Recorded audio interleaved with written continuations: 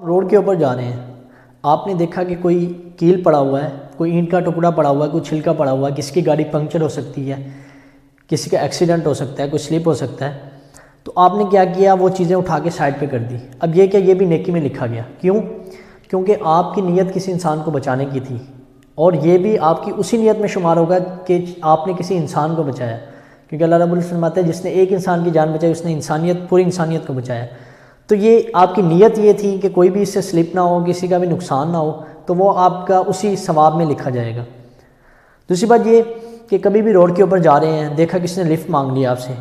اب اس میں دو باتیں آ جاتی ہیں کہ ایک تو ہمارے ملک کے حالات اس طرح کے ہیں کہ اس طرح کی ڈر ہوتا ہے کہ کوئی واردات نہ ہو جائے، دوسرا یہ ہے کہ نیکی کا جذبہ بھی ہوتا ہے کہ نیکی کرنی ہے۔ اب آپ دیکھیں کہ اگر آپ کا دل مطمئن ہے، یہ کہتا ہے کہ اس بندے کی مدد کرنی چاہیے، پھر آپ کریں، اور پھر اللہ رب العزت سے کہہ دیں گے یا اللہ میں نے تیری خاطر اس بندے کی مدد کی ہے، مجھے اس کے شر سے محفوظ فرما، اگر اس کے کوئی اس طرح کی نیت ہے۔ دوسری بات یہ ہے کہ اگر کوئی بزرگ ہے، ضعیف ہے، اس کو آپ ضرور لفٹ دیں، اس کی ضرور ہیلپ کریں۔ تیسرا یہ کہ اکثر جاتے ہوئے ہم نے دیکھا کہ کسی بائک والے کا بیچارے کا پیٹرول ختم ہو گیا راستے میں، اب وہ کھڑا ہوا ہے، پیٹرول پمپ بھی کافی دور ہے، اب آپ بائک کے اوپر ہیں،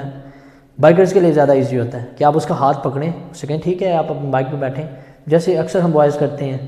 کہ اس کا ہاتھ پکڑا اور اسے پیٹرول پمپ تک پہنچا دیا، جہاں راستے میں پیٹرول پمپ آیا جس طرف آپ جا رہے ہیں اسی طرف ہی اس کو لیتے چلیں، جہاں پیٹرول پمپ آیا راستے میں اس کو چھوڑ دیا۔ اب یہ کہ یہ چھوٹی چھوٹی نیکیاں یہ معاشرے میں بڑی تبدیلی لا سکتی ہیں،